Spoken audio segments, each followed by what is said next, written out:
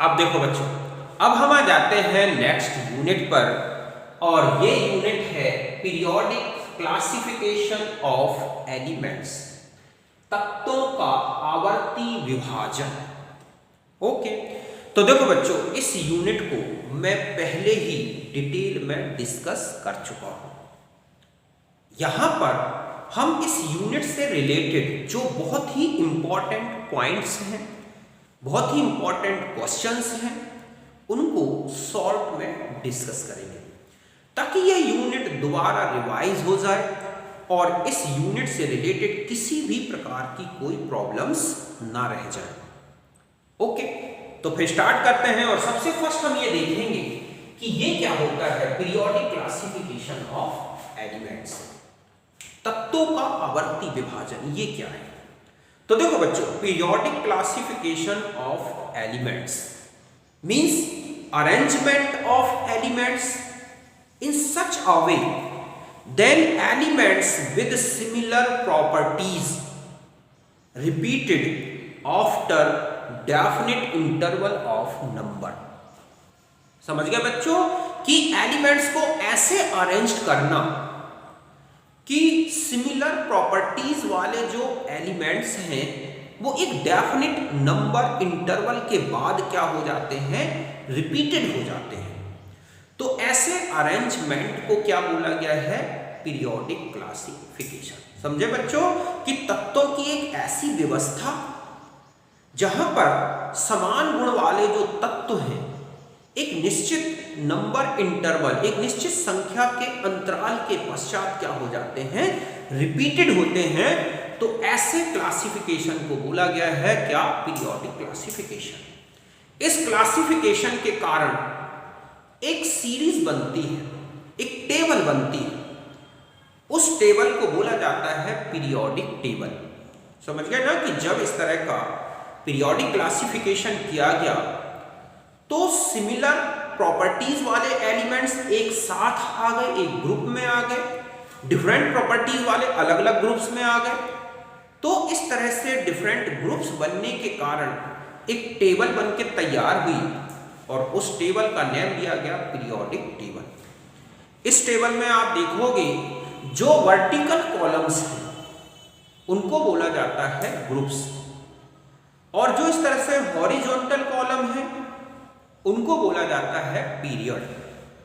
Modern periodic table में 18 तो क्या है, ग्रुप्स हैं, 18 क्या है, ग्रुप्स हैं, और 7 ऐसे जो दिख रहे हैं वो जो पीरियड हैं, सॉरी जो पीरियड्स हैं वो कितने हैं, 7 कुल मिला के।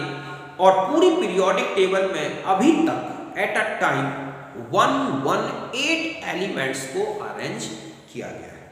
ओके, ये जो टेबल बनी, इस टेबल के लिए, टेबुलेशन के लिए डिफरेंट लॉज दिए गए, डिफरेंट रूल्स दिए गए। पहले हम उन रूल्स को शॉर्ट में डिस्कस करेंगे, फिर इन एलिमेंट्स की पीरियोडिक प्रॉपर्टीज को डिस्कस करेंगे। ओके, तो फिर स्टार्ट करते हैं। और सबसे फर्स्ट जो पीरियोडिक लॉ था ये है डॉबरीनर-ट्राइड क्लासिफिकेशन। तो देखो, एक डॉबरीनर साइंटिस्ट था जिसने सिमिलर प्रॉपर्टीज वाले 3 एलिमेंट्स का एक ग्रुप बनाया और उसका नेम दिया ट्राइड। और उसने कहा कि जो मिडिल एलिमेंट होगा, ट्राइड का जो मिडिल एलिमेंट होगा, उसकी फिजिकल प्रॉपर्टीज की जो वैल्यूज हैं वो अदर जो 2 एलिमेंट्स हैं उनकी फिजिकल प्रॉपर्टीज के एवरेज वैल्यू के बराबर होंगी। इसीलिए कहा है कि the value of physical properties of middle element in triad is equal to the mean value of physical properties of other 2 elements of triad. समझे बच्चों कि डॉबरीनर ने 3 एलिमेंट, समान गुण वाले 3 तत्वों का एक समूह बनाया जिसे बोला त्रिक, और उसने कहा कि जो बीच वाला तत्व होगा, त्रिक के बीच वाला जो तत्व होगा उसके जो गुण होंगे, बाकी अदर जो 2 एलिमेंट्स बचे, 2 एलिमेंट्स, उनके गुणों का एवरेज वैल्यू के बराबर होंगे। देखो हम एक एग्जांपल से समझते हैं। जैसे ये है लिथियम, सोडियम और पोटासियम, एक त्रिक बना है, इसका एटॉमिक मास 7 है, इसका 39 है पोटासियम का। तो उसने कहा सोडियम का जो एटॉमिक मास होगा वो लिथियम और पोटेशियम के एटॉमिक मास की एवरेज वैल्यू के बराबर होगा, और इस तरह से निकाल के देखा तो वो 23 जो हम जानते हैं 23 होता भी है। तो पहला ट्राइड था इसका लिथियम सोडियम पोटेशियम। दूसरा ट्राइड हम यहां देखें कि एक है कौन सा ट्राइड, क्लोरीन ब्रोमीन और आयोडीन। तो क्लोरीन 35.5, आयोडीन 127। अगर हम इसका एवरेज निकालें तो ब्रोमीन का आता है 81.25 और जो होता भी यही है, लगभग 80 और 81 एक दूसरे के पास है। तो इस तरह से एक दूसरा ट्राइड। तीसरा ट्राइड कैल्शियम, ठीक है, स्ट्रोंशियम बेरियम में बेरियम स्ट्रोंशियम का वो निकाला एटॉमिक मास, जो कैल्शियम और बेरियम का एटॉमिक मास का एवरेज है 88.5। तो ये इस तरह से इसका एटॉमिक मास आ गया। ऐसे ही एस, कौन सा एक ट्राइड देखा, एस, ठीक है, Fe और T, ये है 32, ये है 127। इसने कहा कि जो Fe है उसका एटॉमिक मास इन दो के एटॉमिक मास के एवरेज के बराबर होगा, होता भी यही है। तो इस तरह से उसने उस समय जो भी जितने एलिमेंट्स थे उनके ट्राइड बनाए और इस तरह से कुछ उनकी प्रॉपर्टीज में सिमिलरिटी बता दी। तो ये था ट्राइड, डॉबरिनल। फिर न्यूलैंड रूल्स ऑफ ऑक्टावेज या न्यूलैंड ऑक्टावेज रूल आया। इसने क्या किया कि इसी ट्राइड को स्टडी की और फिर आगे एक रूल दिया कि अगर एलिमेंट्स को और ज्यादा एलिमेंट्स को अरेंज किया था इसने कि अगर एलिमेंट्स को इंक्रीजिंग एटॉमिक मास के बेस पर अरेंज किया जाए, समझ गए ना। इसने क्या कहा कि elements are arranged in increasing order of atomic masses, then properties of first element similar to properties of eighth element like as, ठीक है, म्यूजिकल नोट्स। समझ गए ना। इसने कहा कि अगर तत्वों को एटॉमिक मास के या एटॉमिक वेट के इंक्रीजिंग ऑर्डर में रखा जाए तो फर्स्ट एलिमेंट और एट्थ एलिमेंट की प्रॉपर्टीज सिमिलर होंगी। जैसे कि संगीत के सुर होते हैं सारे गामा मा पा धा नी सा, तो पहला और आठवां सुर बिल्कुल समान होता है। यही है कि the elements are arranged in increasing order of atomic mass, ठीक है, on starting with any element the properties of eighth element similar to the first element. जैसे कि हम लिथियम से स्टार्ट करें, lithium, beryllium, boron, carbon, nitrogen, oxygen और fluorine. तो सा रे गा मा पा धा नी। अब इसके बाद सा कौन आ जाएगा, सोडियम। सोडियम की प्रॉपर्टी लिथियम के जैसे होंगी। अगर यहां से स्टार्ट करेंगे तो बेरिलियम और मैग्नीशियम की सिमिलर होंगी। बोरॉन से स्टार्ट करेंगे तो एल्यूमिनियम की सिमिलर होंगी। कार्बन से शुरू करेंगे तो ऐसा ही, और इस तरह से फ्लोरीन से स्टार्ट करें तो क्लोरीन की प्रॉपर्टी सिमिलर होंगी। और इस तरह से ये कैल्शियम, और कहां तक ही ये पॉसिबल हो सका, कैल्शियम, ज्यादा ये आगे नहीं हो सका, क्योंकि फिर आपने देखा है पीरियोडिक टेबल में 0 ग्रुप आ गया, तो फिर 8th की तो सिमिलरिटी पॉसिबल ही नहीं है। 9th एलिमेंट की सिमिलरिटी होगी, फिर और 18 एलिमेंट्स आ गए, 32 एलिमेंट्स आ गए। तो इस तरह से फिर भी वहां तक इसने जो है एक क्लासिफिकेशन दिया था न्यूलैंड ने अपना, जो कि इससे थोड़ा आगे था। ये 3 तक का था, ये 8 का था।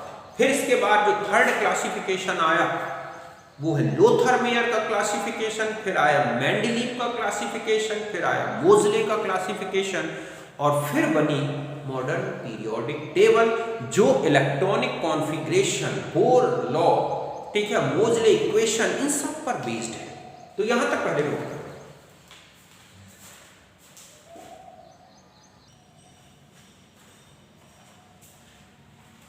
अब देखो बच्चों, नेक्स्ट जो क्लासिफिकेशन था वो है Lothar Meyer classification.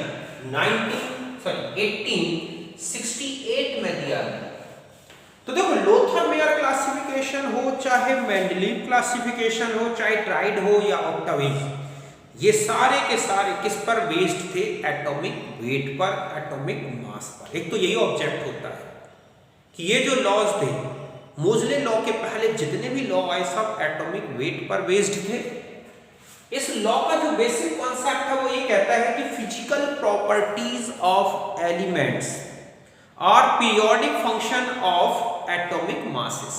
Periodic function का मतलब होता है कि elements are arranged in increasing order of atomic mass, then elements with similar properties repeated after definite number interval.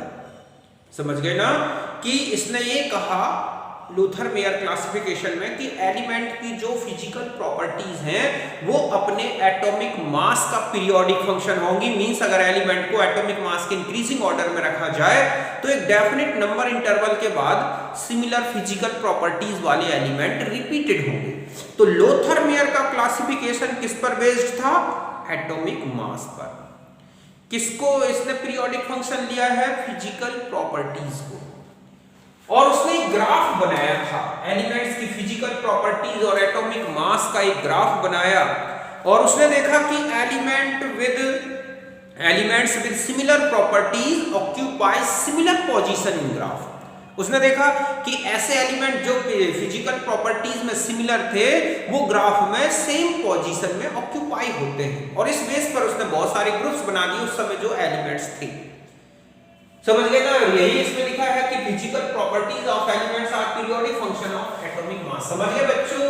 इसने ये कहा है कि तत्वों के जो भौतिक गुण हैं वो उनके परमाणु भार का आवर्ती फलन है। मींस तत्वों को अगर परमाणु भार के बढ़ते क्रम में रखें तो एक निश्चित संख्या अंतराल के पश्चात समान गुण वाले तत्वों की पुनरावृत्ति होगी। और उसने ग्राफ लिए फिजिकल प्रॉपर्टीज भौतिक गुणों और उनके एटॉमिक मास के बीच में ग्राफ लिए और उसने देखा कि ग्राफ में सिमिलर पोजीशन समान स्थिति पर आने वाले तत्वों के फिजिकल प्रॉपर्टीज सिमिलर होंगे। और इस बेस पर उसने काफी ग्रुप्स बनाए थे। जैसे यहाँ पर हमने लिया है वॉल्यूम ऑफ एटम या एटॉमिक वॉल्यूम लिया और एटॉमिक मास का ये ग्राफ है। तो इस तरह से आप देख रहे हैं कि पहले एटॉमिक वॉल्यूम ज्यादा है, फिर मास जैसे जैसे बढ़ा है, फिर डिक्रीज हुआ है, फिर इंक्रीज हुआ है और इस तरह से आप देख रहे हैं कि ये ग्राफ बना। तो उसने कहा कि जो ग्राफ में सिमिलर पोजीशन में एलिमेंट्स होंगे, जैसे कि हम देखें इपिकल पोजीशन में हम देख रहे हैं एल्कली मेटल्स देख रहे हैं, तो इसका मतलब है कि ये और ये प्रॉपर्टीज में सिमिलर होंगे और होते भी यही। एक ग्रुप बन जाता है LiNaKRbCs। दूसरा है देखो आप एल्कलीन जो एल्कली अर्थ मेटल्स हैं, ठीक है, एल्कलाइन अर्थ मेटल्स जिसको हम बोलते हैं वो डिसेंडिंग पोजीशन में है, यहां पर है, यहां पर है, यहां पर है। इस तरह से ग्राफ में तो ये फिजिकल प्रॉपर्टी में सिमिलर होंगे। मींस बेरिलियम, ठीक है, मैग्नीशियम, कैल्शियम, स्ट्रोंशियम, बेरियम, इस तरह से। अगर हम हैलोजेंस की बात करें तो हैलोजन डिसेंडिंग ऑर्डर में थे, ठीक है, एल्कलाइन अर्थ मेटल तो डिसेंडिंग ऑर्डर में। हैलोजेंस देखो आप, ये हो गया, ये हो गया, ये वाला एलिमेंट हो गया।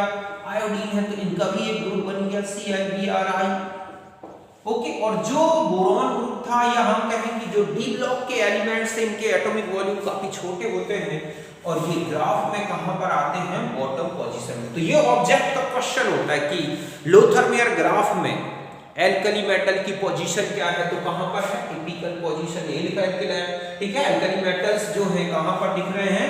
Occupy apical position. Alkaline earth metals कहां दिख रहे हैं? डिसेंडिंग पोजीशन में।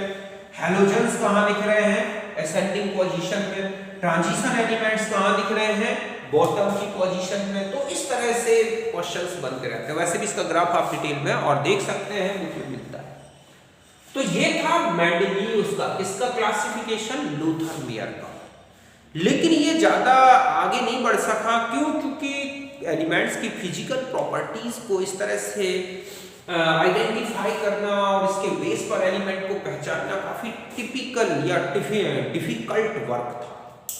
बाद में थोड़ा और आगे बढ़ा और मेंडेलीव क्लासिफिकेशन आया जो उस समय का सबसे सिग्निफिकेंट क्लासिफिकेशन था। मेंडेलीव ने जो एलिमेंट्स थे उनकी फिजिकल प्रॉपर्टीज के साथ साथ केमिकल प्रॉपर्टीज की भी स्टडी की और अपनी इस स्टडी के बेस पर एक लॉ दे दिया जिसे बोला जाता है मेंडेलीव पीरियोडिक लॉ। और उसने ये कहा है कि physical properties and chemical properties of elements are periodic function of atomic masses. मतलब एलिमेंट्स की फिजिकल प्रॉपर्टी और केमिकल प्रॉपर्टी एटॉमिक मास का पीरियोडिक फंक्शन है। इस तरह से वहां पर उसने केमिकल प्रॉपर्टीज की स्टडी की, ऑक्साइड, हैलाइड्स, वैलेंसीज, हाइड्राइड्स, इस तरह के एलिमेंट्स जो निकाल वो किए, उसने स्टडी की, कंपाउंड्स की स्टडी की। और उस समय उसने वैलेंसी के बेस पर सिमिलर वैलेंसीज वाले एलिमेंट्स को ग्रुप में रखा और एक लॉ दिया था, यही है कि physical and chemical properties of elements ठीक है, और periodic function of atomic masses.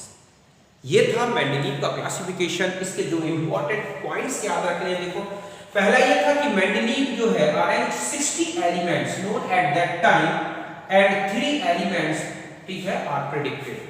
मतलब कुल मिला के मेंडेलीव ने 63 एलिमेंट्स को अरेंज किया था, जिनमें से 60 तो उसको पता थे, उस समय ज्ञात हो चुके थे, और बाकी जो 3 एलिमेंट्स थे उनको प्रेडिक्टेड कर दिया था, उनकी प्रॉपर्टीज बता दी थी, उनकी पोजीशन बता दी थी, जो कहलाते हैं बाद में एका बोरॉन, जो स्कैंडियम के नाम से जाना जाता है, एका सिलिकॉन, जर्मेनियम, और एका एल्यूमिनियम, गैलियम। एका मतलब पहले। तो इस तरह से इसने इन एलिमेंट्स की जो है भविष्यवाणी कर दी थी, प्रेडिक्शन कर दिया था। कुल मिलाकर अगर ये ऑब्जेक्ट आता है कि मेंडेलीव ने कितने एलिमेंट्स को अरेंज किया था, तो वो है 63, जिनमें से 60 तो ज्ञात थे, 3 को उसने, और इसने अपनी सीरीज में 29 प्लेसेस लेफ्ट रखे थे, मतलब बिना 3 इनके लिए और बाकी इनके। तो 29 जो इसमें प्लेस थे कि मेंडेलीव सीरीज में, वो 29 क्या थे, जो है खाली थे। क्यों? क्योंकि उसको ये पता था कि ये एलिमेंट्स कभी ना कभी मिलेंगे। क्यों? क्योंकि आगे पीछे के जब एलिमेंट्स मिल गए तो बीच वाला भी होगा। इस तरह से उसने अपनी पीरियोडिक टेबल में 29 प्लेसेस को लेफ्ट रखा था। फिर आता है कि मेंडेलीव ने उस समय जितने भी एलिमेंट्स थे उनको 8 तो ग्रुप्स बनाए थे और 7 पीरियड्स इनमें क्लासिफाइड किया था। समझ गए बच्चों कि जो मेंडेलीव है उस समय उसकी पीरियोडिक टेबल में 8 ग्रुप्स और 7 पीरियड्स थे। इनमें से फर्स्ट से लेके 7 तक जो ग्रुप्स थे वो ए और बी सब ग्रुप में बटे हुए थे, और जो 8th ग्रुप था वो 3 सब ग्रुप में डिवाइड था। कुल मिला के अगर देखा जाए तो 7 14 और 3 17 ग्रुप्स थे, सब ग्रुप्स थे। मतलब मेंडेलीव पीरियोडिक टेबल में 17 सब ग्रुप्स थे। ध्यान रखें, 0 ग्रुप मेंडेलीव सीरीज में नहीं था। ओरिजिनल सीरीज में देखोगे 0 ग्रुप 1898 में जुड़ा, उस समय नहीं था जब मेंडेलीव ने सीरीज बनाई थी, उस समय 0 ग्रुप अननोन था। तो कुल मिला के इसने इतने बांटे। ध्यान रखें और कि मेंडेलीव सीरीज में एक क्वेश्चन होता है कि ग्रुप्स और सब ग्रुप के एलिमेंट्स में क्या सिमिलरिटीज होती है। तो आप बता सकते हो कि जो मेंडेलीव सीरीज थी उसमें जो ग्रुप्स के एलिमेंट्स थे उनमें क्या सिमिलरिटी थी, और जो सब ग्रुप्स थे उनमें क्या सिमिलरिटी थी। समझ गए ना? तो आप देखोगे कि जो मेंडेलीव सीरीज थी उसमें जो ग्रुप्स थे, वो जो ग्रुप्स बनाए थे उसने वैलेंसी के बेस पर बनाए थे, और जो सब ग्रुप्स बनाए थे वो उनकी प्रॉपर्टी में सिमिलर थी। मतलब जैसे हम ये कहें कि ये है फर्स्ट, इसको 2 में बांट दिया, एक हो गया फर्स्ट ए, तो एक है first B. Okay, first A में हम जानते हैं lithium, sodium, rubidium, potassium, sodium, lithium, sodium, potassium, rubidium, caesium, इस तरह से। और इसमें किसको रखा था इसने, अगर हम देखें तो Cu, Ag, Au, इस तरह से।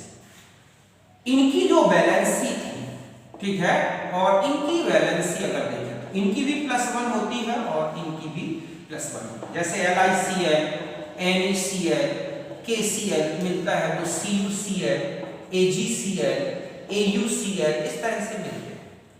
तो ध्यान रखें कि जो ग्रुप था, ठीक है, और ये है सब ग्रुप, तो जो ग्रुप था उसमें जो एलिमेंट्स थे वो वैलेंसी में सिमिलर थे। जैसे कि हम सेकंड ग्रुप में आ जाते हैं तो 2 सब ग्रुप बन गए, सेकंड ए, सेकंड बी, ठीक है। इसमें कौन कौन आते हैं, beryllium, magnesium, calcium, strontium, barium. इसमें जिंक, यहां से देखें तो जिंक, कैडमियम, Ag, तो इनमें वैलेंसी 2 थी, इनकी वैलेंसी 1 थी, तो ये वैलेंसी में सिमिलर थे। तो ध्यान रखें ग्रुप के एलिमेंट्स वैलेंसी में सिमिलर है, प्रॉपर्टी में सिमिलर नहीं है।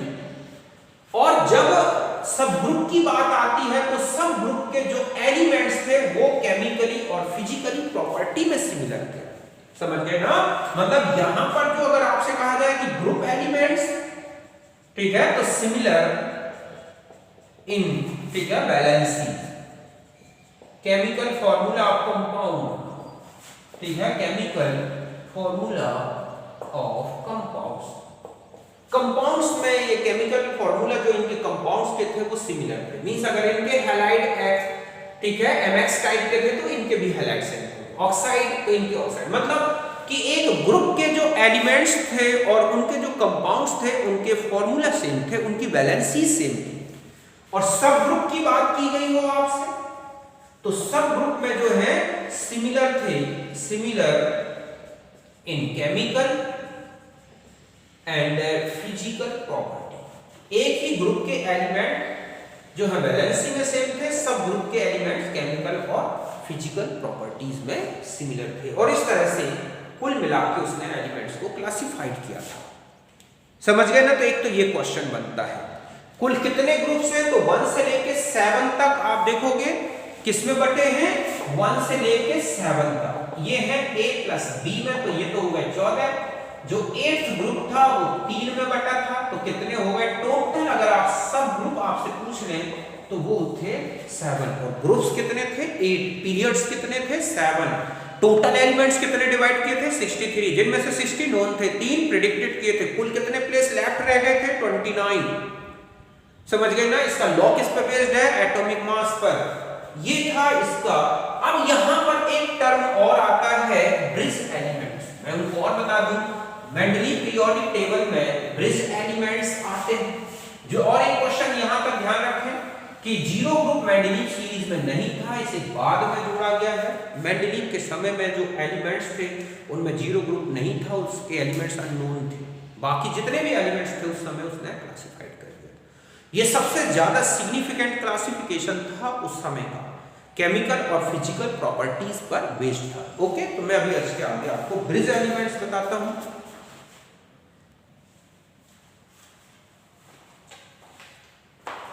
अब देखो बच्चों, अभी मैंने आपको बताया ब्रिज एलिमेंट्स क्या है, सेतु तत्व। तो जो मेंडलीव सीरीज बनी उसमें 2 ग्रुप थे A और B।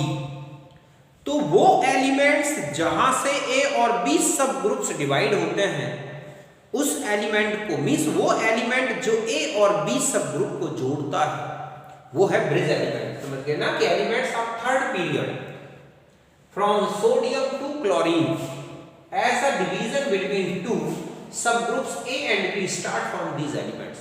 देखो कहां से, जैसे हम कहें कि फर्स्ट A, तो जो फर्स्ट A ग्रुप था, फर्स्ट ग्रुप था या फर्स्ट ग्रुप हम ये कहेंगे, A क्यों लगाएंगे यहां पर, A नहीं, फर्स्ट ग्रुप था, उसमें लिथियम और फिर सोडियम में आता है। सोडियम के बाद यहां पर देखोगे आप फर्स्ट A है तो यहां पर क्या आता है फर्स्ट B। तो ये एक सब ग्रुप और ये सब ग्रुप, तो ये जो सब ग्रुप है इन दोनों को जोड़ता है कौन, Na। ऐसे ही सेकंड ग्रुप का जो ब्रिज एलिमेंट है वो है मैग्नीशियम, इसके एक तरफ सेकंड A एक तरफ सेकंड B। इसमें बोरॉन ग्रुप में चले जाएं या थर्ड ग्रुप में तो एल्यूमिनियम आता है, जिसमें इस तरफ है थर्ड A, ये है थर्ड B ग्रुप। ऐसे ही कार्बन ग्रुप में या फोर्थ ग्रुप में सिलिकॉन है, इसके एक तरफ है सिलिकॉन ग्रुप के फोर्थ A, तो ये है फोर्थ B। ऐसे ही ये है fifth A fifth B, sixth A sixth B, seventh A seventh. तो ये जो एलिमेंट है कौन से, sodium magnesium aluminium silicon phosphorus, ठीक है, सल्फर और क्लोरीन, कुल मिलाके ये कहलाते हैं कौन से, ब्रिज एलिमेंट सेतु तत्व। समझ गए बच्चों कि जहां से 2 सब ग्रुप, 2 उपवर्ग प्रारंभ होते हैं, उन 2 उपवर्गों को जोड़ने वाले तत्व ही क्या है, सेतु तत्व। अब मैं कुछ लिमिटेशन बता दूं मेंडलीव सीरीज की। तो देखो, एक लिमिटेशन तो ये था कि uncertain position of hydrogen. Hydrogen को मेंडलीव सीरीज में 7th ग्रुप में भी रखा गया है, फर्स्ट ग्रुप में भी, तो वो अनसर्टेन पोजीशन थी जो आज भी सर्टेन नहीं हो पाई। No separate position of isotopes. Mendeleev series में आइसोटोप्स की कोई अलग से सेपरेट पोजीशन नहीं है, जबकि आइसोटोप्स के एटॉमिक मासेस डिफर थे तो उनकी पोजीशन डिफर होनी थी, बट ऐसा नहीं है। नो एक्सप्लेनेशन ऑफ पीरियोडिसिटीज ने ये लॉ दिया है कि एलिमेंट्स की जो फिजिकल केमिकल प्रॉपर्टीज है वो एटॉमिक मास का पीरियोडिक फंक्शन है। बट क्यों है ऐसा, क्या है कि वो सिमिलर प्रॉपर्टी रिपीट हो जाती है, इसका कोई एक्सप्लेनेशन नहीं था। सेपरेट पोजीशन ऑफ लैंथेनॉइड और एक्टिनॉइड्स पीरियोडिक टेबल में आप देखोगे मेंडलीव ने लैंथेनॉइड एक्टिनॉइड्स एलिमेंट्स को अलग सेपरेट रखा था। डेविएशन फ्रॉम, ठीक है, deviation of atomic masses, periodic table में बहुत सारे एलिमेंट्स हैं जो कि इंक्रीजिंग ऑर्डर में एटॉमिक मास में रखने थे लेकिन उल्टा है। कोबाल्ट और निकल में देख लो, आयोडीन और टेल्यूरियम में देख लो। इस तरह के डेविएशन मिलते हैं कि कम एटॉमिक मास वाले बाद में आए हैं, ज्यादा वाले पहले आ गए हैं, तो इस तरह का डेविएशन मिलता है।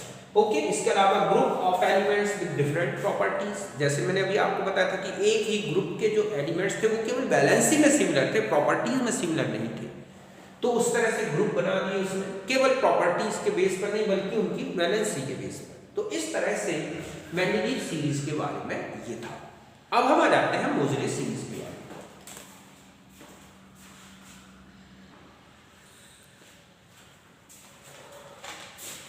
अब देखो बच्चों, नेक्स्ट है मॉडर्न पीरियोडिक लॉ, इसी को बोलते हैं मोज़ले लॉ।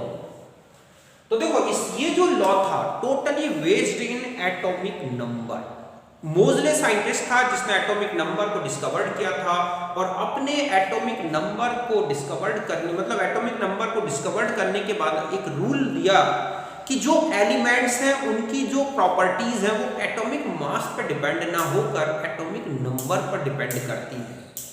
समझ गए ना? और यही इसका लॉ था कि physical and chemical properties are periodic function of atomic number. Means Moseley ने एलिमेंट्स की प्रॉपर्टीज को किससे रिलेटेड कर दिया था? एटॉमिक नंबर से। क्यों? क्योंकि जो एटॉमिक नंबर है वही इलेक्ट्रॉन्स होते हैं एलिमेंट्स में, इलेक्ट्रॉन्स पर बेस्ड होता है इलेक्ट्रॉनिक कॉन्फ़िगरेशन, और कॉन्फ़िगरेशन पर बेस्ड है नंबर ऑफ वैलेंसी इलेक्ट्रॉन, और वैलेंसी इलेक्ट्रॉन्स ही डिटरमाइन करते हैं किसी भी एलिमेंट की प्रॉपर्टी। तो ये था physical and chemical properties are periodic function of atomic number, और बेस्ड ऑन मोज़ले इक्वेशन, मैं आपको पहले ही ऑलरेडी बता चुका हूं मोज़ले इक्वेशन ये था, ठीक है। इस पर Z एटॉमिक नंबर और एलिमेंट से निकलने वाली एक्स-रे फ्रीक्वेंसी इनका एक रिलेशन था। तो इसके बेस पर मोज़ले ने उस समय जितने भी एलिमेंट्स डिस्कवर्ड थे उनके एटॉमिक नंबर निकाले, एटॉमिक नंबर के बेस पर बोर ने उनका कॉन्फ़िगरेशन बता दिया, और कॉन्फ़िगरेशन के बेस पर वैलेंसी पता चल गई, तो एलिमेंट की प्रॉपर्टीज का वैलेंसी से रिलेशन बता दिया।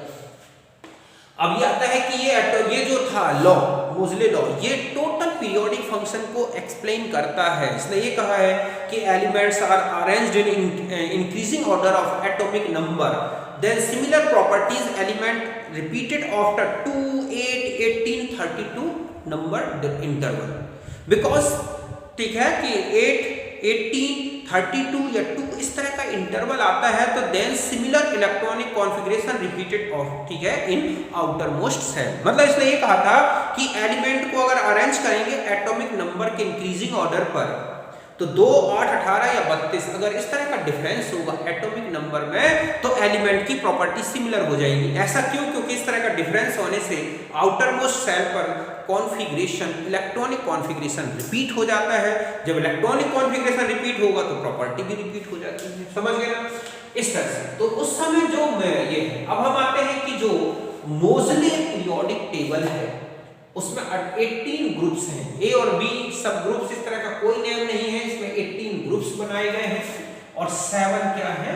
पीरियड्स, जो कि मेंडेलीव सीरीज में भी 7 पीरियड्स थे, इसमें भी है। एक्सटेंडेड फॉर्म जो बना पीरियोडिक टेबल का उसको बनाया था रेंज, वर्नर, बोर और बरीन। मतलब जो हम आज मॉडर्न पीरियोडिक टेबल पढ़ते हैं, ये जो एक्सटेंडेड फॉर्म है इस बेस पर, इसी के बेस पर है, ठीक है, लेकिन इसको कंप्लीट बनाया था रेंज, वर्नर, बोर एंड बरीन। अब मैं आपको ये बता दूं कि जो फर्स्ट पीरियड है उसमें केवल 2 एलिमेंट्स आते हैं, सेकेंड और थर्ड में आते हैं 8, ये वेरी शॉर्ट पीरियड कहलाता है, ये शॉर्ट पीरियड है, ठीक है, 8 वाला ये लॉन्ग पीरियड है, और ये वेरी लॉन्ग पीरियड है। सेकेंड और थर्ड में आते हैं 8 एलिमेंट, फोर्थ और फिफ्थ में आते हैं 18 एलिमेंट, सिक्स्थ में आते हैं 32, और सेवंथ जो पीरियड है वो अभी इनकम्प्लीट था। वैसे देखा जाए तो कंप्लीट हो गया, लेकिन इसमें मोर देन 18 एलिमेंट, और मैक्सिमम कितने हो सकते हैं? 32। इसको बोला जाता है वेरी शॉर्ट पीरियड, बहुत ही छोटा पीरियड। इसको बोला जाता है शॉर्ट पीरियड, लघु आवर्त। इनको बोला जाता है लॉन्ग पीरियड, और सिक्स्थ और सेवन को वेरी लॉन्ग पीरियड बोला जाता है, क्योंकि इनमें 32 एलिमेंट्स आते हैं। पहला और दूसरा वर्ग नंबर, ग्रुप नंबर, अगर आप ग्रुप नंबर में जाए तो पहला दूसरा group T block, S block का है, 3 से लेके 12 तक डी ब्लॉक आते हैं, 13 से लेके 18 तक कितने आते हैं? पी ब्लॉक, और जो थर्ड ग्रुप है वो है एफ ब्लॉक का। एक क्वेश्चन आता है कि किसी भी पीरियड में मैक्सिमम कितने एलिमेंट्स होते हैं। तो देखो क्या होता है कि किसी भी पीरियड में मैक्सिमम एलिमेंट्स उतने ही हो सकते हैं जितने उसके आउटर मोस्ट ऑर्बिट में सबसेल में इलेक्ट्रॉन्स एंटर हो सकते हैं, जो कि वो कौन से रूल n+l रूल के अनुसार भरे जा सकते हैं। फिर से सुने, किसी भी पीरियड में उतने ही एलिमेंट्स होंगे जितने की उस ठीक है पीरियड के आउटर मोस्ट ऑर्बिट के जो सबसेल है उसमें इलेक्ट्रॉन भर सकते हैं, किसके रूल्स के अनुसार, n+l रूल से। देखो कैसे, तो मैंने ये लिखा कि at any period total number of elements are equals to the number of electrons are filled in possible outermost subcell according to n+l rule। मतलब कौन सा n+l, जैसे फर्स्ट की बात करें तो 1s2 n+l में आप देखोगे केवल 1s2 ही भर सकती है फर्स्ट पीरियड में, तो 2 एलिमेंट हो सकते हैं। सेकंड में चले जाएं तो s और p दोनों भर सकती हैं आउटर मोस्ट की, d नहीं जा सकती, तो 8 हो जाएंगे। ऐसे ही थर्ड में चले जाओ तो d अभी नहीं भरेगी क्योंकि 3d भरने से पहले 4s भर जाएगी, तो यहां पर 3s और 3p पॉसिबल है। तो यहां पर तो आप देख रहे हैं कि पहले में 2, दूसरे और तीसरे में 8। अगर आप चौथे में चले जाए तो 3d 10, 4s2, 4p 6, 4d नहीं आ सकती, 4d के बाद 5s पहले भर जाएगी। तो इस तरह से 10, 2, 12 और 6 18 हो सकते हैं। ऐसे ही फिफ्थ में चले जाए 4d, 5s2, 5p 6, 5d नहीं भरेगी, उसके पहले 4f भर जाएगी, तो 18 यहां तक भर सकते हैं। सिक्स्थ में चले जाओगे तो 4f, 5d, 6s2, 6p 32, और इसी तरह से सेवंथ में भी 32 हो सकते हैं। तो ये मैक्सिमम इलेक्ट्रॉन्स हो सकते हैं किसी पीरियड में। कैसे पता चलता है, आप n+l रूल लगाओ, कौन कौन से subcells according to n+l rule भर सकते हैं, उनके सबसेल्स निकाल लो, उन सबसेल्स में जितने ऑर्बिटल्स हैं उनका डबल कर दोगे तो वही बताएगा कि किसी पीरियड में कुल कितने एलिमेंट्स हो सकते हैं। और अगर नहीं बन रहा है तो एक डायरेक्ट भी फॉर्मूला बता देता हूं आपको। पीरियड नंबर अगर पता है, इवन है, जैसे 2, 4, 6, आपको पीरियड नंबर ध्यान रखना है। अगर वो इवन नंबर है 2, 4, 6, तो ये फॉर्मूला होता है total number of elements in period, किसी भी आवर्त में अधिकतम तत्वों की संख्या, तो ये है n+2 का स्क्वायर अपॉन 2, जहां n है पीरियड नंबर, और अगर ऑड है तो ये होता है n+1 का स्क्वायर अपॉन 2, जहां ये हुए number of elements in period. देखो कैसे, जैसे n की वैल्यू 2 है तो 2 + 2 अपॉन ये, तो 16 अपॉन 2 मींस 8, तो ग्रुप नंबर 2 में कितने हो सकते हैं, 8। अगर 4 रख दें तो 2 + 6 36 अपॉन 2, तो ये हो गए 18। ऐसे ही अगर आप 7th की 6th की बात करें तो कितने हो जाएंगे, 32। 7th की बात करें तो 32, आप किसी का भी निकाल के देख लो, आपको पता चल जाएगा कि एक पीरियड में कितने एलिमेंट्स हो सकते हैं। और या फिर बोरबरी रूल लगा लो, n+l रूल से फिर पता लगा लो पॉसिबल कौन कौन से सबसेल्स आउटर मोस्ट में भर सकते हैं, उसमें उन सबसेल्स में मैक्सिमम जितने इलेक्ट्रॉन्स आ सकते हैं उनको जोड़ लो, वही उनके नंबर ऑफ एलिमेंट्स बताएगा पीरियड में। तो इस तरह से ये था मोजली का क्लासिफिकेशन। तब तक नोट करो।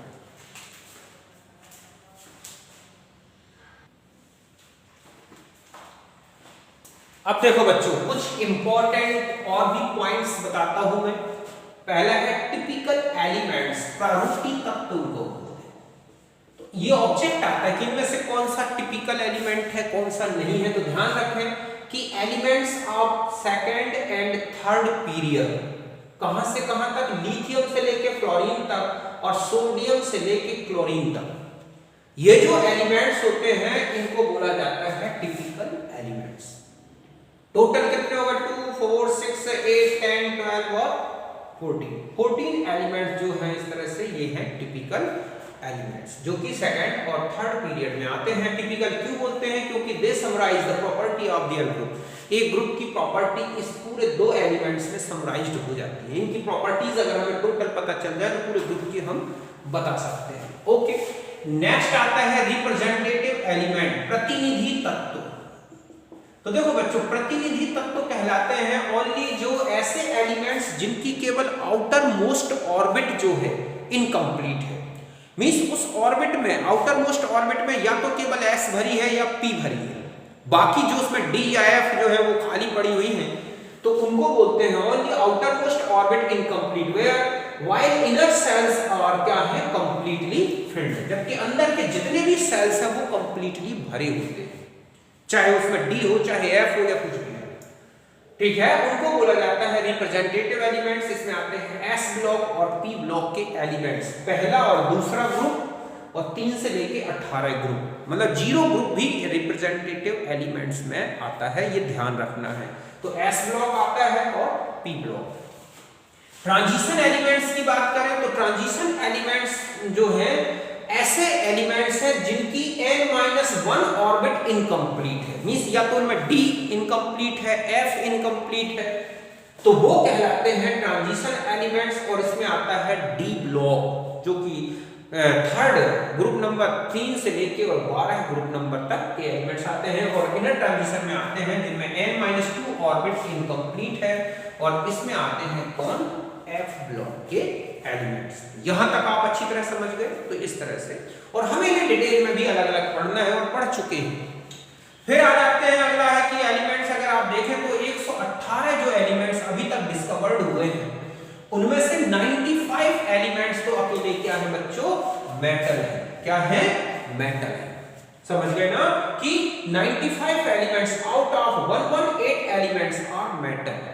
तो कुल परसेंटेज निकालोगे तो 80.5%, मींस पूरी पीरियोडिक टेबल का 80.5% तो अकेला मेटल का है। आप देख लो, एस ब्लॉक टोटल मेटल का है, डी ब्लॉक टोटल मेटल का है, एफ ब्लॉक टोटल मेटल का है। केवल पी ब्लॉक ऐसे हैं जहां पर मेटल, मेटेलॉइड्स और नॉन मेटल्स आते हैं, मींस टोटल नॉन मेटेलॉइड्स जो हैं, नॉन मेटेलिक एलिमेंट्स वो पी ब्लॉक में है। एक नॉन मेटेलिक एलिमेंट हाइड्रोजन वो एस ब्लॉक में है, ये एक्सेप्शनली याद रखना है। ओके, 18 एलिमेंट जो है आउट ऑफ इसमें से वो नॉन मेटेलिक है। कैसे है बच्चों, नॉन मेटेलिक एलिमेंट, तो लगभग 15%, कितना हो गया, 15%। और जो 5 एलिमेंट हैं, जर्मेनियम, आर्सेनिक, एंटीमनी, सेलेनियम और टेल्यूरियम, ये 5 एलिमेंट ऐसे हैं जो मेटेलॉइड में आते हैं, और लगभग टोटल एलिमेंट्स का 4.5%। तो ये याद रखना है, ये ऑब्जेक्ट का क्वेश्चन होता है।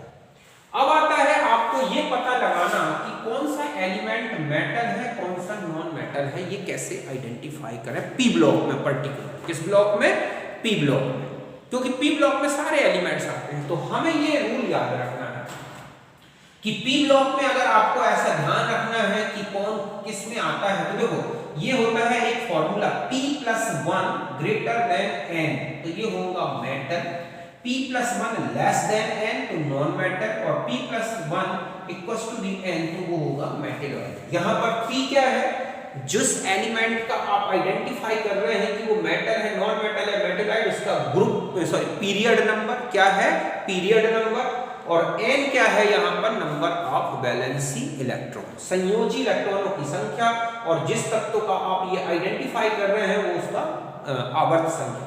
किसी भी एलिमेंट की जो आवर्त संख्या है, पीरियड नंबर है, ध्यान रखें, highest principal quantum number of outermost shell equals to the number of period of element. जिस एलिमेंट का आप आइडेंटिफाई कर रहे हैं ये नेचर, उसका कॉन्फ़िगरेशन लिख लें, उस कॉन्फ़िगरेशन में आउटर मोस्ट में जो सबसे हाईएस्ट प्रिंसिपल क्वांटम नंबर होगा वही ध्यान रखें एलिमेंट का पीरियड होता है। जैसे स्कैंडियम में है 3d10 4s2 तो 4 पीरियड होगा, या आप क्लोरीन में चले जाएं तो क्लोरीन का आउटर मोस्ट देखें क्या कॉन्फ़िगरेशन आ रहा है, 3s2 3p5 तो 3rd पीरियड होगा। अगर हम कहें सोडियम में क्या होगा, 1s2 2s2 2p6 3s1 तो 3rd पीरियड होगा। इस तरह से पीरियड पहचान सकते हैं। अभी मैं कुछ एलिमेंट्स लिख के बता रहा हूं जिसको आइडेंटिफाई करेंगे कि वो मेटल है, नॉन मेटल है या मेटेलॉइड है। तो यहां तक नोट है।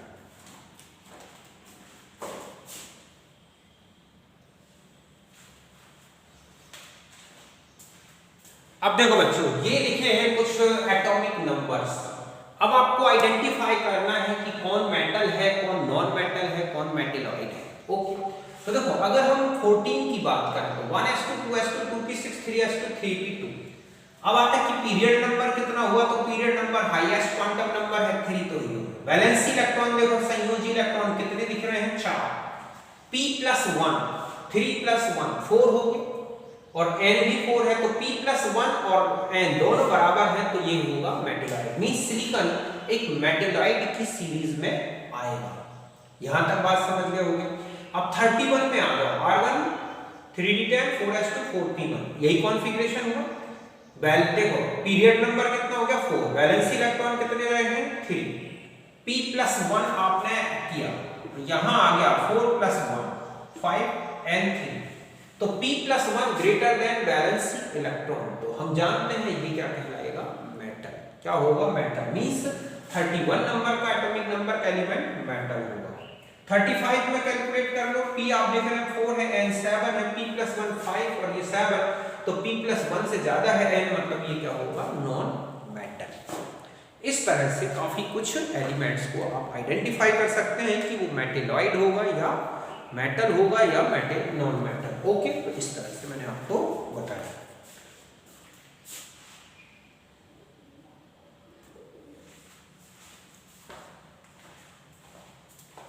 अब देखो बच्चों, अब आपको मैं बताता हूं इलेक्ट्रॉनिक कॉन्फ़िगरेशन कैसे लिखा जाता है, मतलब जिनमें कोई एक्सेप्शनल केसेस नहीं है उन एलिमेंट्स के इलेक्ट्रॉनिक कॉन्फ़िगरेशन को आप कैसे लिखें, ये आप इस शॉर्ट इक्वेशन से समझ सकते हैं। ये है इलेक्ट्रॉनिक कॉन्फ़िगरेशन ऑफ एलिमेंट्स लिखने का, x ns2, ठीक है, n-1 f 1 to 14, n-1d 1 to 10, ns 1 to 6।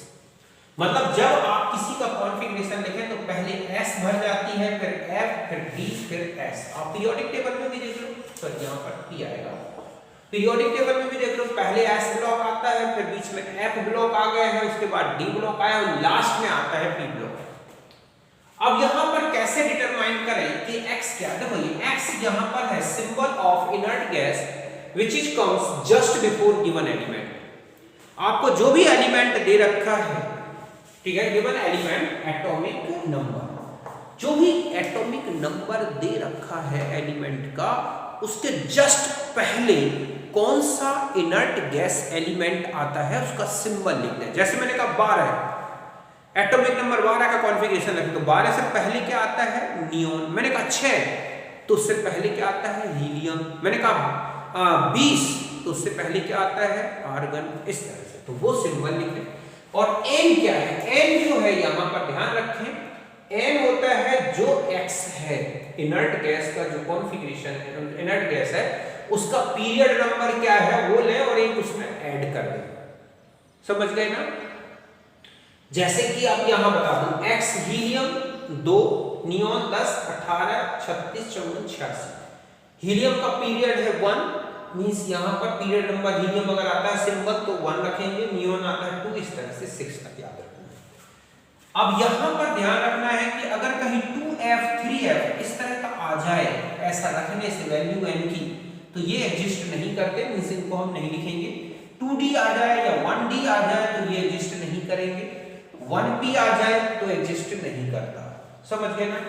अगर कहीं कॉन्फ़िगरेशन लिखने में ऐसा आ जाता है n-1d4 ns2 तो आप उसे ऐसा लिख दोगे, एक्चुअल में n-1d5 ns1, ऐसे 9 और s2 आ जाए तो 10 और 1 लिख सकते हो। ध्यान रखें ये रिलेशन वहां पर भी वैलिड नहीं दिखेगा आपको जहां पर एक्सेप्शनल केसेस आते हैं, बट 95% एलिमेंट में ये रूल लगेगा। अब जैसे मान लो मैंने कहा सिलिकॉन का लिखना है 14 है, तो आपने 14 में 10 तक का ये आ गया नियोन, ये लिखा है ना कि जो x लिखे हैं वो जो भी एटॉमिक नंबर दे रखा है उससे जस्ट पहले वाला इनर्ट गैस का सिंबल लिखते हैं, तो नियोन हो गया। n की वैल्यू तो नियोन किस में है पीरियड नंबर 2 में, तो 2 और 1 3 हो गया। अब आप कॉन्फ़िगरेशन लिखोगे, Ne लिख दिया, s भर दी, 3s2 हो गया। अब 3 - 2f तो 1f तो पॉसिबल नहीं है, हम ये नहीं लिखेंगे। 2 - 1 मतलब 3 - 1 2d, तो ये पॉसिबल नहीं, तो ये हट गई। अब यहाँ आ जाएगा 3p और हमारे पास टोटल इलेक्ट्रॉन्स कितने बचे, देखो 10 2 12, 2 और बचे तो हम p में भर देंगे। इस तरह से हमारा कॉन्फ़िगरेशन हो जाएगा। अब देखो आप किसी का भी निकाल सकते हैं, करके देख लो आप पूरी पीरियोडिक टेबल में, कुछ एक्सेप्शनल केसेस छोड़ के। अब वो कौन कौन से हैं मैं कुछ तो बता दूंगा, कुछ आप पढ़ोगे जब एसपीडीएफ ब्लॉक तो आपको अच्छे से देख लोगे कि कहां पर इस तरह से, तो आपको जो एक्सेप्शनल केस है वो केवल डी और एफ में ही मिलते हैं, एस और पी में कोई एक्सेप्शनल केस नहीं मिलेगा, केवल कहां मिलेगा डी और एफ में। डी और एफ में बता दूं क्रोमियम, ठीक है, मोलिब्डेनम, टंगस्टन, ठीक इसी तरह से कॉपर, एजी, एयू, ठीक है, पीडी में मिल जाएगा, इस तरह से है, टेंटेनम में मिल जाएगा इस तरह से, तो आप यहाँ पर देख सकते हैं। इसके अलावा लैंथेनॉइड और एक्टिनॉइड्स में भी काफी एक्सेप्शनल केस मिलेंगे। तो एक तो उनको अच्छी तरह से ध्यान रखना है, वो एक्सेप्शनल केस से रिलेटेड क्वेश्चन आते भी रहते हैं। अब मैंने आपसे कहा कि 24 का लिखना है, इनका दे दें, जैसे 23 है, 24 है, 27 है, 29 है, 54 है, 72 है, ठीक है, 82 है। हमें इनके कॉन्फ़िगरेशन लिखना है। तो सबसे पहले हम इसमें आते हैं। 23 के पहले क्या आता है? 18। 18 किसका हो गया? आर्गन। तो X तो हो गया argon, argon helium neon argon. तो N जो पीरियड है इसका वो कौन सा हो गया? थर्ड। बस अब आप यहां आ जाए तो n इक्वल टू कितना हो जाएगा? 3 + 1 मींस 4। तो आपने यहां पर लिखा इसका आर्गन यहां तक 18 तक, तो ये हो गया एटॉमिक नंबर मींस इसका 23 में से 18 तक का, तो आपने यहां लिख दिया। फिर यहां आ जाएंगे 4s2, s पूरा भर दो।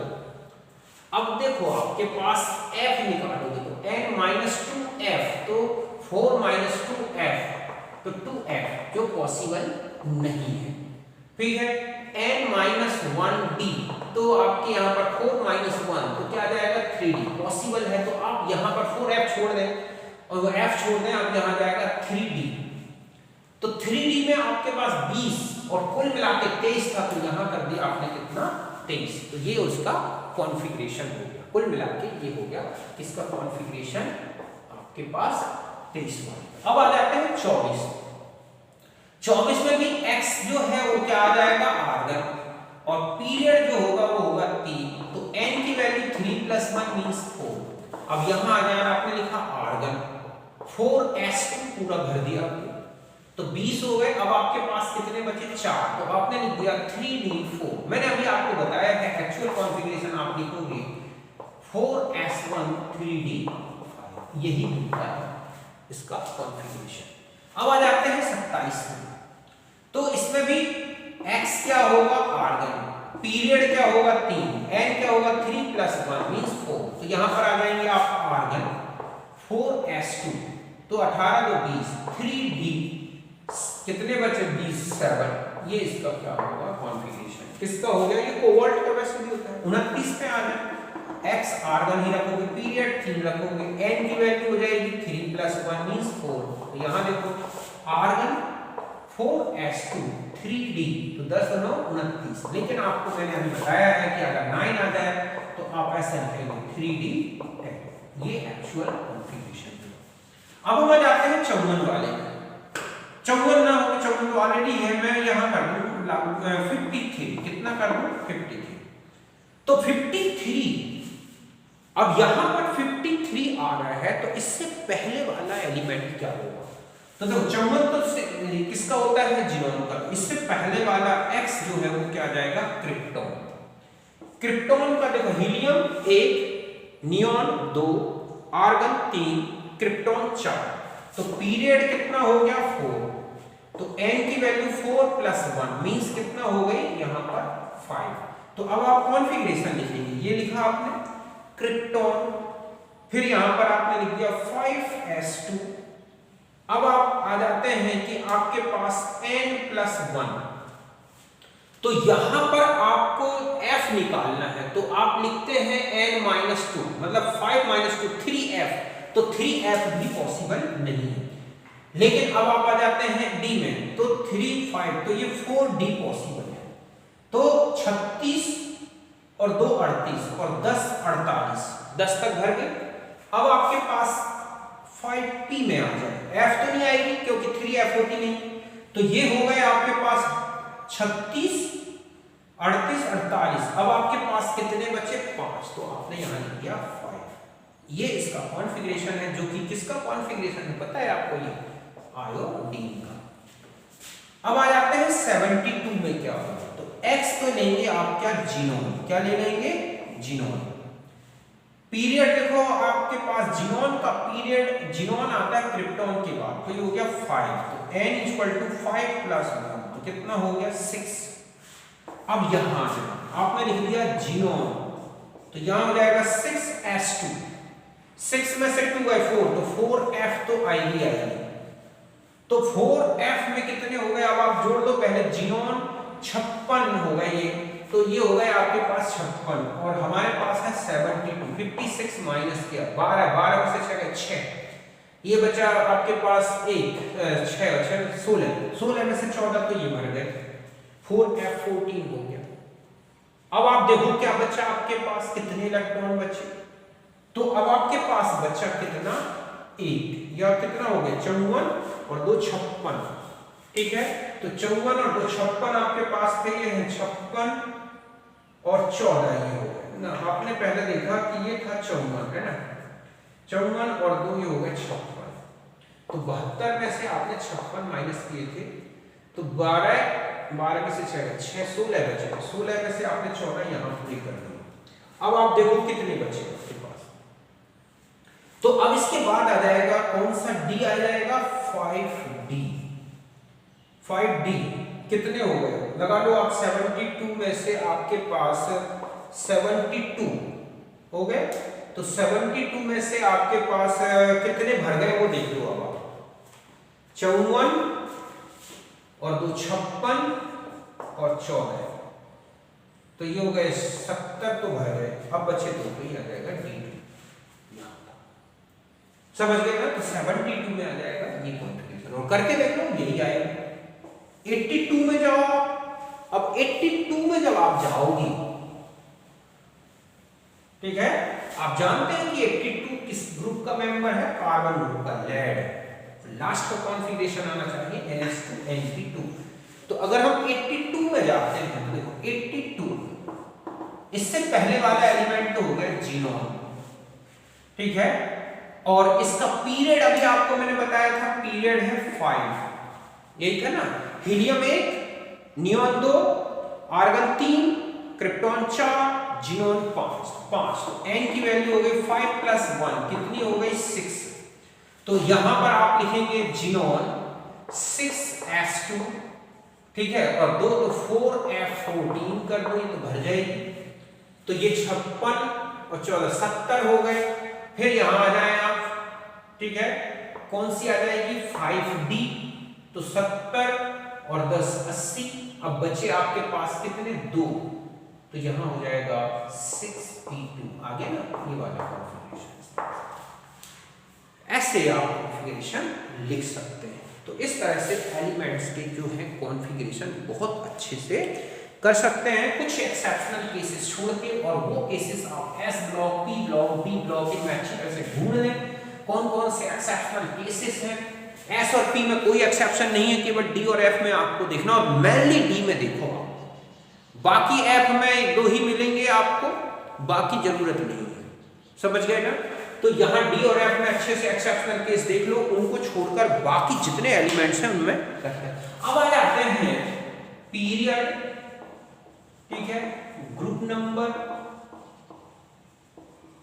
ब्लॉक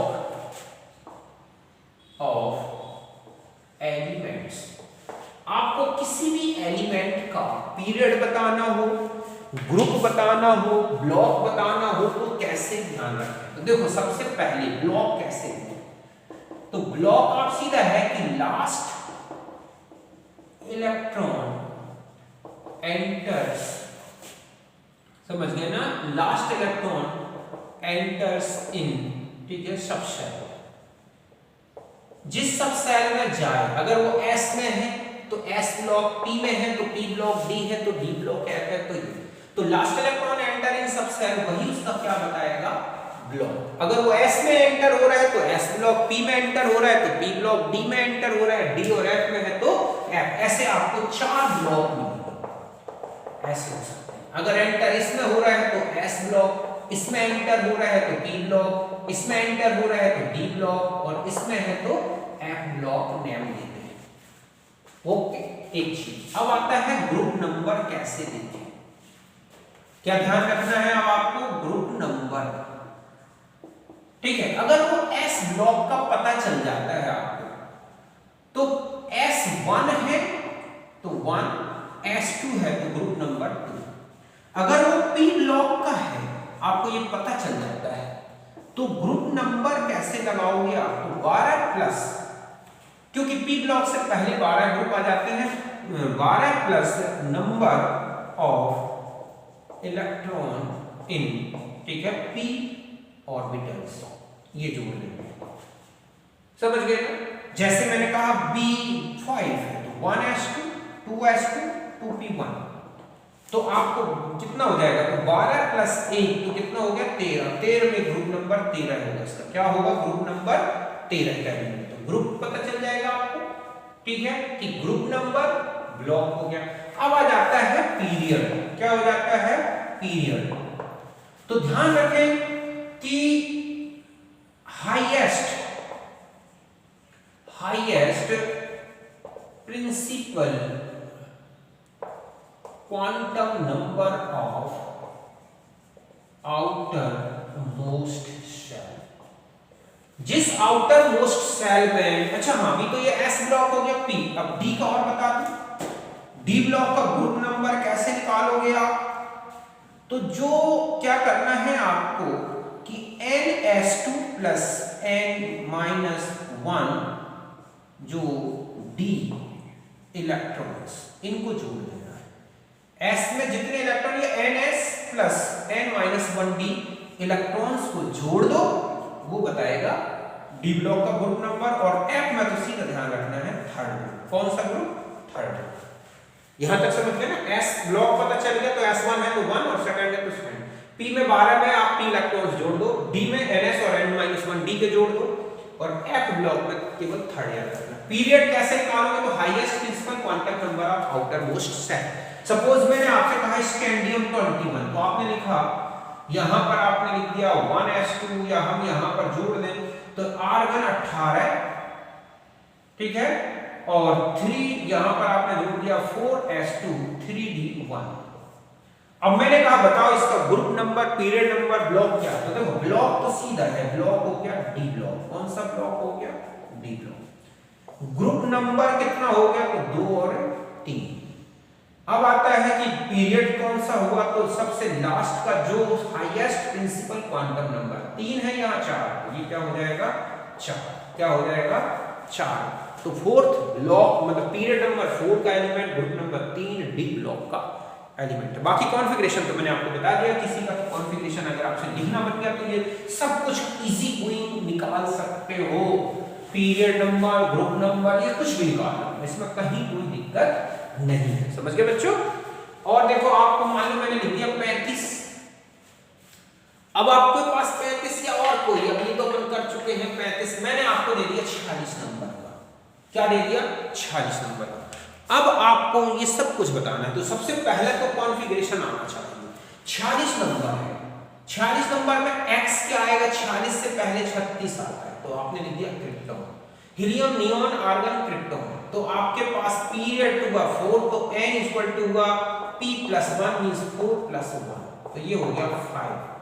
तो आपने लिखा क्रिप्टॉन, यहां लिख दिया 5s2, 5 में से 2 गए तो 3f, ये आएगा नहीं, तो 4d, तो आपके पास 36, ये हो गए 2 38।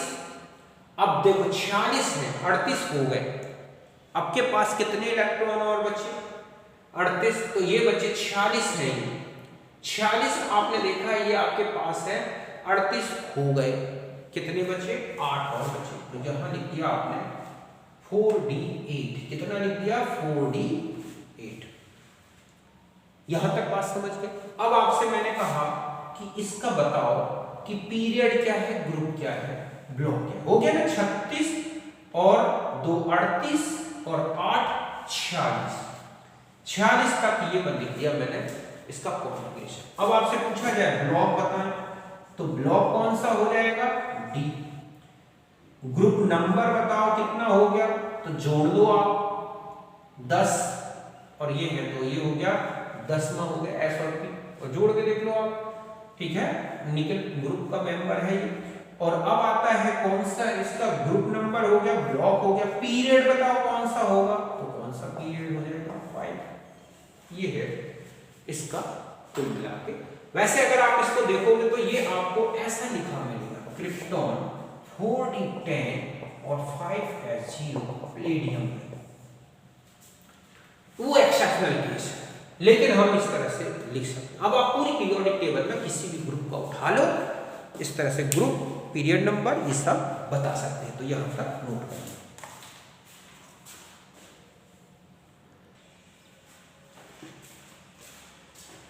अब देखो बच्चों, लास्ट में और देखते हैं, और ये है division of elements on the basis of electronic configuration. जो एलिमेंट्स हैं पीरियोडिक टेबल के, उनके इलेक्ट्रॉनिक कॉन्फ़िगरेशन के बेस पर पूरी पीरियोडिक टेबल को आप देखोगे 4 ब्लॉक में बांट दिया गया है। S block, P block, D block और एफ ब्लॉक। हम इनको अलग अलग डिटेल में डिस्कस करेंगे, और वैसे भी कर चुके हैं डिटेल में, मैंने डिस्कस एस ब्लॉक पूरा पढ़ाया है। पी ब्लॉक जाएं, डी और एफ पूरा आपको डिटेल में मिलेगा। आप जाएं प्लेलिस्ट में, खोलें सतीश श्रीवास्तव की, और उसमें आपको एक एक ब्लॉक को डिटेल में पढ़ने मिल सकता है। आप वहाँ जाएं, जरूर पढ़ें। एक एक चीज क्लियर की है, कहीं कोई पॉइंट ऐसा नहीं छोड़ा मैंने किसी भी ब्लॉक में जिसका क्वेश्चन अगर आ जाए तो आपसे ना बने। एक एक पॉइंट उससे यहाँ पर फिर हम डिस्कस करेंगे दोबारा, लेकिन शॉर्ट में। तो पहले यहाँ सिर्फ मैं अभी क्लासिफिकेशन भर बता रहा हूँ।